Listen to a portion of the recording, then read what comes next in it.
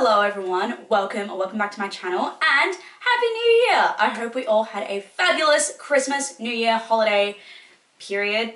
I personally had a great time. I was back in Adelaide and it was just chef's kiss divine, a wonderful week. And now we are gonna get straight back into the new year with a January 2025 bullet journal video. I'm super excited to be getting back into bullet journaling this year, and I think this spread that I did is like one of my favorite ones that I've ever done. I feel like it's totally encapsulating like the vibes, the energy of 2025. With that, let's get into it. And here she is, the start of our 2025 bullet journal, January. I decided this time to just go for the old reliables since, I'm just kind of getting back into bullet journaling at the moment. Didn't want to go too heavy on trying so many new things that I get overwhelmed and give up by February. So as a classic, I've got one big quote on the left there and one large word that just reads, you guessed it, January, on the right hand side. The quote that I picked to kick off 2025 feels like a nice little way that I wanted to bring in the year. The quote is, happy days, happy nights, happy times are here again, from the song Happy Days Are Here Again, written by Rachel Berry and Kurt Hummel for Glee. I don't know, I feel like it's a fun quote, it's nice, and also, I don't know if you guys can tell in this, obviously I went through and I did everything in pencil first, but even though there's literally an outline for me to copy, my hands were shaking so much doing this. Like, my hands always kind of shake when I'm doing my very first spread of the year, but I don't know, that was super shaking this time. And I don't know what could possibly have made me so nervous. It's not like anyone's ever going to see my bullet journal, like it's going on camera or going to be put up on the internet forever and ever. Don't know what could have done it. But anyway, to fix up some of those little wobbles, I just went back over January there, as you saw. Now, to do the full month, I did, once again, the same as always. I just outlined all the boxes. You may have counted already, or you may see very shortly. I actually did the wrong amount of boxes for January. I immediately messed it up. I have never once done a single spread where I didn't mess something up. And that's bullet journaling, and I kind of love that. Now, as you can see, I'm just going through and highlighting the very top of each week in the month with some fun colours, and that's where I'm just going to put the number of each day. I actually didn't pick a theme for this month before going in with the colours and the pens. I thought I would just kind of see what the vibes were and whatever called to me in the moment. And the colours that called to me were early 2000s Barbie movie colour schemes. Don't be fooled by the camera, it is all just pink and purple, and they are very soft. I know it looks a little bit red there, but it is pink and purple, and I think that's really fun. I've never done a colour scheme like this before. It feels very fresh, even though it's early 2000s. I don't know, I just think it's fun. Now, you may have noticed while I'm doing this calendar in particular, for everything actually, but particularly for this calendar, I have gone in freehand. I am not using a ruler. I pretty much never use a ruler, if I'm being totally honest. I much prefer bullet journaling, everything freehand, because I just like the look of it a bit better, where it looks a bit more natural and doodly and flowy, I guess you could say. But on top of that, I also lost my ruler, so I had no choice this time. So if that stresses you out, avert your eyes. I'm so sorry. Unless you are like me though, and you do like freehanding it, my biggest piece of advice is, I don't even remember where I learnt this from, but I've just been doing it for as long as I have been bullet journaling basically. Pull the pen all the way from the top of the page down towards you. Don't try and go sideways, but something about like keeping your hand down makes the line straighter. I don't really know how else to describe it, but apparently it seems to work. So that is what I tend to do. And then when it comes to getting the horizontal lines, obviously I just turn the page around as you see here. Now, I would also like to point out that everything I did was way slower than what you're seeing on screen here. I've sped everything up by about 8 times, and if iMovie would let me, I would speed it up more than that without it glitching out. But alas, everything is sped up by 8. So if you're thinking, oh my gosh, how on earth are you meant to draw anything that quickly? The answer is you don't. Draw things as slowly as you would like in bullet journaling. Honestly, I really like taking my time and just being very slow with it. I feel like bullet journaling can be a good mindfulness tool, and that's part of the reason why I want to get back into it for 2025. Okay, so now that the bulk of the calendar is done, I'm just going through and adding in some more details. So on the top left, I'm writing January again. And to be completely honest, I actually prefer how I wrote it here than on the cover page. I just think my fake calligraphy looked, I don't know, more confident, more smooth. I just like it. But either way, I like both of the pages, but I do think this one went a little bit better than the first one. And then once I'd written it in a highlighter, I just went around and added the pen over the top so that way it looks like it's kind of glowing, I guess you could say. I don't know, I just feel like it's fun.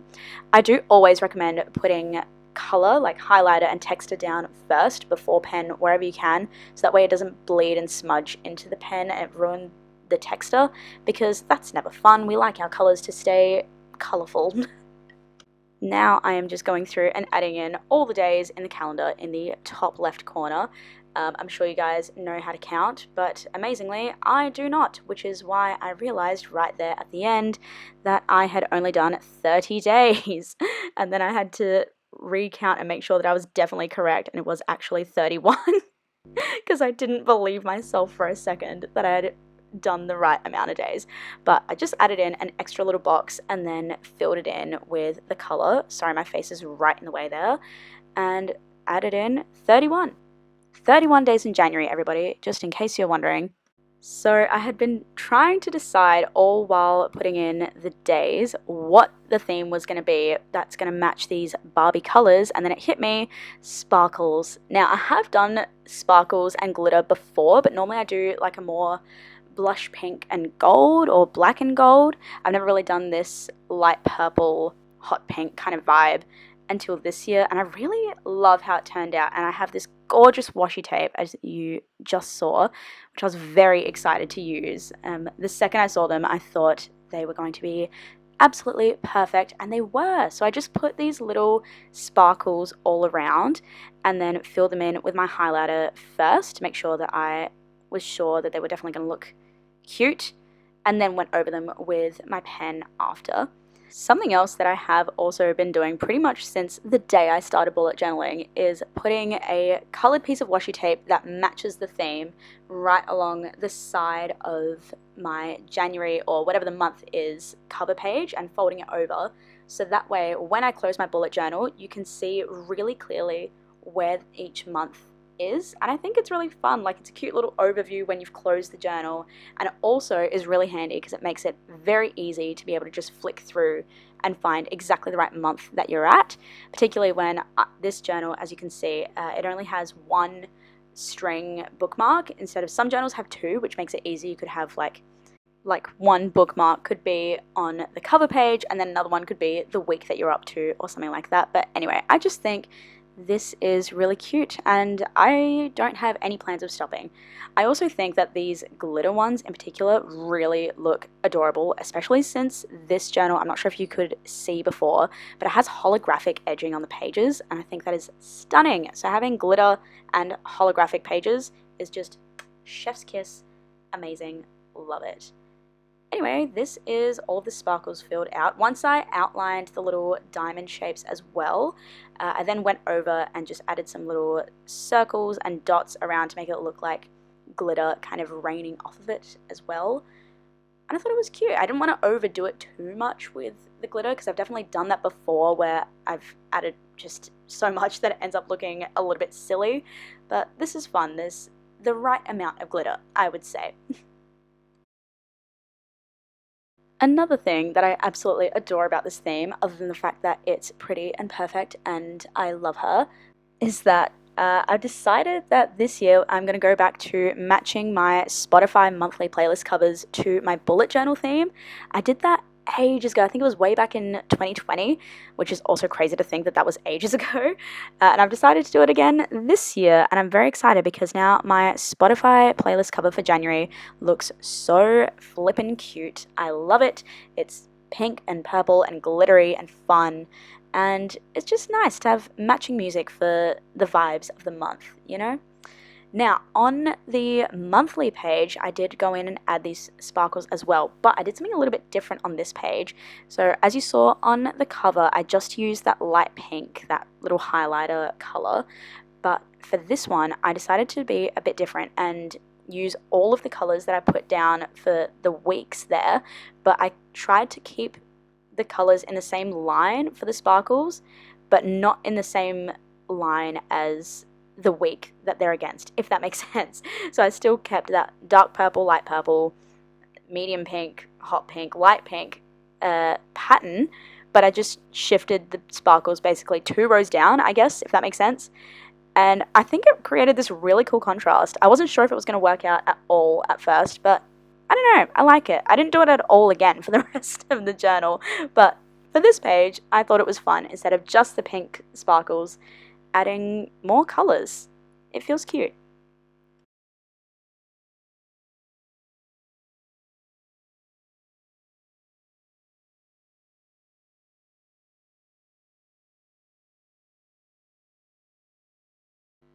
Okay, we are moving on to our next section. I'm going to be going back to doing a mood and sleep tracker again this month. Now, I have tried this many times before, and sometimes I have been able to fill it out for an entire month, but to be so honest, that has not been very often, so we'll see how this goes. But this has been the best spread that I have found works for me for tracking mood and sleep. Plus, I do like that I can track both of them on one page with this kind of outline. So all I've done is I've marked numbers 1 to 10 on the vertical line, and then I'm going through and marking all of the little dashes, I guess, for each day, and then writing down every 5th number because it doesn't really fit every single number properly with how large my handwriting is. On the horizontal line. So this way I can measure for every single day of the month my mood and my sleep. So the way that I do this also is just with the title there, I put mood in purple and then sleep in that pink kind of color. And then every day of the month, I'm just going to go through and put my mood on the scale of 1 to 10 in that purple highlighter and how much sleep I got in the pink. So that way I can see it as like a graph throughout the end of the month. Maybe I might do a little flip through at some point and you'll see kind of how it looks at the end, because it does make more sense when it's filled out. But to me, it makes sense. And I definitely don't need more than 10 there for sleep, because I devastatingly have not had more than 10 hours of sleep in my life in the last 4 or 5 years, I would say. So that tends to work for me, I find.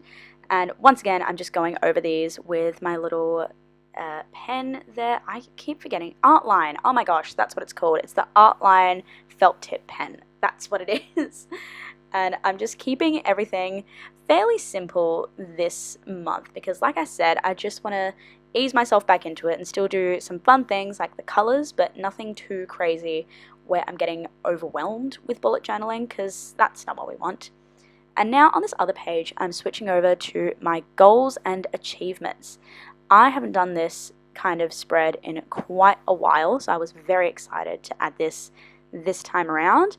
But I'm just giving myself enough space to write out 5 simple goals, I would say, that I can achieve this month. Nothing too crazy, but still enough that I'm pushing myself. And if you saw my goal setting video, I did come up with some goals that link back to all of them, so I'm not just doing things that are completely off the rails, I guess. And then I just outlined it so it's like a cute little box that's just hanging out on the top of the right hand side page. Once again, I do apologize for when my head gets right in the way of the camera. This is my first time ever filming a bullet journal video, so I really wasn't even sure that any of this was going to be in frame at all. I'm excited that it somewhat is, but if anybody has any tips for how I can angle the camera even better, I would love to hear it. I'm all ears. Drop a comment down below for how I can make this better next month. Now, as you can see just there, I've gone and erased the January achievements outline before going over it with the marker, and that ended up being a massive mistake because, as it turns out, I don't know how big words are, John Mulaney, and I very quickly messed it up so devastatingly. I tried so hard to like bunch it up, and you can see my brain buffering trying to work out how to fix it. And then I decided I'm just going to flick to the back and cut out some paper. So as you can see there, I just cut it out and went back over it there. I'm going to try and not do that too many times throughout the bullet journal because there's not that many pages in this journal, and I don't want to get a new one throughout the year.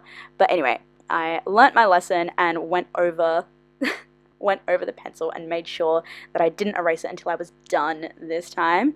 And I know you can kind of see on camera there the background, like not the background, but what's written behind, but you really can't see in person that there's anything back there, so it's fine. Now I just went back over and added some more sparkles, as you can see there, before moving on to the good things and brain dump page.